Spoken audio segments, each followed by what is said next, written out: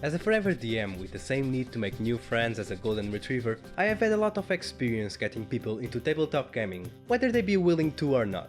And with that experience, I have gained some knowledge on what to focus and go through when starting a campaign, with players both new and old to the game, and now I want to share that knowledge with you. One thing I have found is that most new DMs have practically no idea what a Session 0 is and why it's so important, and are probably too afraid to ask since it seems like something everyone should know by now.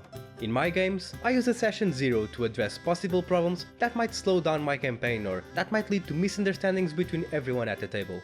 In the hopes of trying to keep this video as concise as possible, there are 4 things I think are important to go through in the Session 0. Settling on the theme of the campaign, deciding on the mood of the campaign, choosing a schedule for the game, and finally, setting boundaries. You can just jump to the topic you want to hear about, or you can choose to listen to the entirety of my mad ramblings if you will. Starting with choosing the theme, a lot of the time people will be very eager to try out D&D, but there might be some conflicts on what type of campaign each player wants to play, including the DM. I know that some DMs might feel it would be more fun to keep it as a surprise for the party, but if you do decide to keep it a secret, try to at least give them a vague idea of what to expect. They don't need to know all the plot beats of the campaign, just general things to streamline their character creations such as technology, cultures and races, and what type of biomes to expect. When choosing the theme for your campaigns, try to go for something everyone wants and likes and, if not possible, compromise on a mix of themes that is to everyone's liking, or structure the campaign into arcs so that everyone gets a turn to play in a setting they want. Also, keep in mind that maybe D&D might not be the best game to run your campaign in. There are tons of systems out there which are amazingly cool that get thrown aside in favor of D&D. While D&D might be the most popular game out there, try to at least give other games a chance if you feel like maybe it isn't the right choice for what you want. If you think you are currently in this situation, you can always drop a comment or send me a message on Twitter about the type of game you want to play and I'll try my best to help you out. When it comes to the mood of the campaign, making sure everyone is on the same wavelength is key to having fun and fluid sessions. D&D and tabletops in general can have varying degrees of seriousness and overarching plotlines that players may or may not be looking forward to. Talk with your players or with your DM about this and decide if you are playing D&D just as an excuse to hang out or as a way to create a story with a group of friends. Both types of games and all the ones in between are extremely valid ways of playing a TTRPG, but it's important that it's something everyone involved is looking forward to. As long as everyone is having fun, a murder hobo power tripping one-shot is just as valid as your epic fantasy 5-year-long campaign. Also, as a small side note, what some DMs tend to forget about games with overarching stories is that you, as a DM, probably know more about the lore of the world and what has happened in previous sessions than all of your players combined.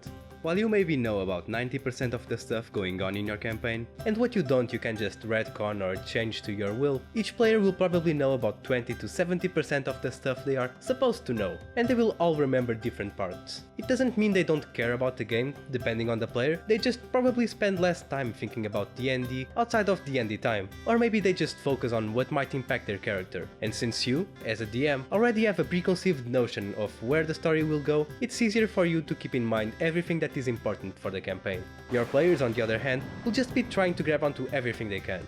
One thing I have found that has helped mitigate the problems derived from this is having a collective campaign wiki that everyone can contribute to. As you can probably gather from my whopping subscriber count, I'm not sponsored by anyone, so take my word when I say that the best tool out there for this is Kanka.io. It's extremely simple to use for both DMs and players, and you can do literally everything you might need or want to with its free version. Moving on to the scheduling, I can promise you that if you don't plan this well enough, it will most certainly break your campaign. No matter how well everyone gets along or how much everyone looks forward to each session, scheduling is the most common reason for most campaigns to go unfinished. In my experience, this comes down to 2 reasons: not being able to say no as a DM and, whether consciously or not, lack of accountability from players. An important thing that is often overlooked about tabletops in general is to think of it as a team sport or activity. If you are unreliable and don't show up regularly and on time, there is no reason why the team should trust you enough to keep you in, no matter how good you are or how fun the sessions are when you are present. For both one-shots and campaigns that usually involve the same group of people, if one of them is frequently missing for no good reason, I think it will be important to cut that person from the table, no matter how hard or awkward it might be.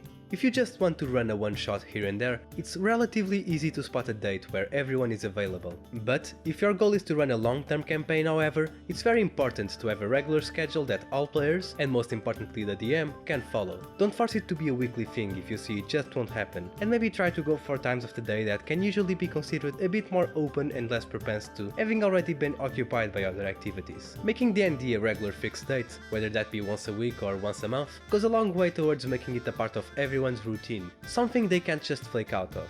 On the other hand, missing a session here and there, or even not being able to come to sessions for a long period of time, can and will happen both to DMs and players, but that does not necessarily mean the end of the campaign. The way I have been dealing with missing players is by implementing an in-world reason for why PCs could and would suddenly pop in and out. What I went with for my campaign is a powerful wizard that the party has antagonized, deciding from time to time that he wants a job done by one or more members of the group. But you can do this in any way you feel would be more natural for your campaign. Just pick a force, group or creature more powerful than the party that has vested interest in its members and actions, while still not caring much about their well-being in general, and that have the means to teleport them at any given time. The important thing here is having something reasonable enough to keep the suspension of disbelief up and running that explains why a player shouldn't or wouldn't be there. As a DM, sometimes you will also have to step away for a bit. When missing a session here and there, I would advise just using that as a break from the game, but if you see that you will have to move away from the table for a long time, or that you are missing sessions frequently, you will probably just have to put your campaign on a hiatus, or maybe take it out to the backyard and put it out of its misery altogether. To try and keep the interest of the party in D&D alive, which helps with maintaining the interest in the campaign, I think this type of situation would serve as a good opportunity to have the players run one-shots or mini-campaigns among themselves. You can also just propose this from time to time, whenever you feel like you are burning out and need a break from the DM seat. Now finally, setting boundaries for your games. It's important that everyone playing at your table feels comfortable being there at all times. D&D and RPGs in general have a way of making some people extremely vulnerable while playing, and, no matter what you might personally think of that, it's something you should respect. I have briefly touched this subject before in some of my other videos, and I think that most of the people watching this will probably agree with me, but I do sincerely believe that above all other topics I've talked about so far, this is without a doubt the most important to get right, even though it might be the least probable to come up as a problem. This advice applies mostly to games with players who you might not be too comfortable with yet, or that will touch topics that are a bit more nuanced, but it doesn't hurt to at least talk about this with your players. If you do decide not to adapt these tools into your games, try to at least keep their message in mind. Now, getting into the safety tools, I will go through two which I think are extremely well designed and capable of keeping it as simple as possible, especially when used together. The X card by John Stavropoulos and Lines and Veils by Ron Edwards. Starting with Lines and Veils, this tool consists on setting two types of boundaries in your game. A line, which is when a player or the DM decides a certain topic is something they are not willing to discuss and as such should not make it into the game. And a veil, meaning that it might be okay to have the content in your game as long as it's not delved too deeply into or just having a fade to black when it is presumed it will happen.